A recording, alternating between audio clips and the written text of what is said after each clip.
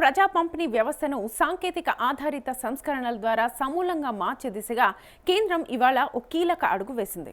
ఈ మేరకు కేంద్ర కేబినెట్ సాధక్ పీడీఎస్ పథకాన్ని 25,530 కోట్ల ఆర్థిక కేటాయింపుతో మార్చి 2031 వరకు 5 ఏళ్ల పాటు కొనసాగించడానికి ఆమోదం తెలిపింది.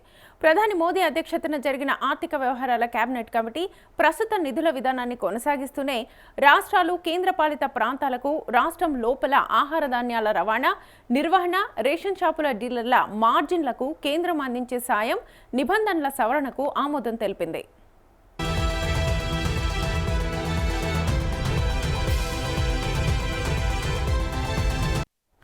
సాధక్ పీడీఎస్ను ఒక గొడుగు పథకంగా మార్చి ఇందులో ప్రస్తుతం ఉన్న 2 కార్యక్రమాలను విలీనం చేయబోతోంది. అవి జాతీయ ఆహార భద్రతా చట్టం కింద రాష్ట్రం లోపల ఆహార ధాన్యాల రవాణా, ఎఫ్పీఎస్ డీలర్ల మార్జిన్ కోసం రాష్ట్ర ఏజెన్సీలకు సహాయం, ప్రజా పంపిణీ వ్యవస్థలో సాంకేతికత ద్వారా ఆధునీకరణ, సంస్కరణల పథకం, ఆర్థిక సహాయం, సాంకేతిక ఆధునీకరణకు ఒకే పరిపాలనా చట్టం కింద తీసుకురావడం ద్వారా జాతీయ ఆహార భద్రతా చట్టం 2013 అమలును సమగ్రంగా బలోపేతం చేయడమే దీని లక్ష్యం.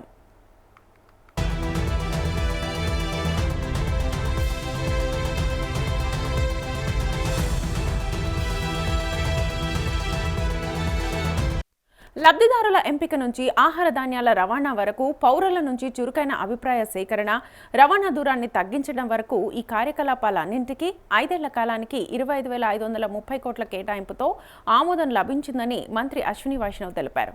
పీడీఎస్ దుకాణాలకు ఆహార ధాన్యాల రవాణా ఖర్చును భరించడంలో రాష్ట్ర ప్రభుత్వాలు ఇబ్బందులు ఎదుర్కొంటున్నాయని, ఈ పథకం కింద ఈ ఖర్చుకు మద్దతు ఇస్తామని అన్నారు.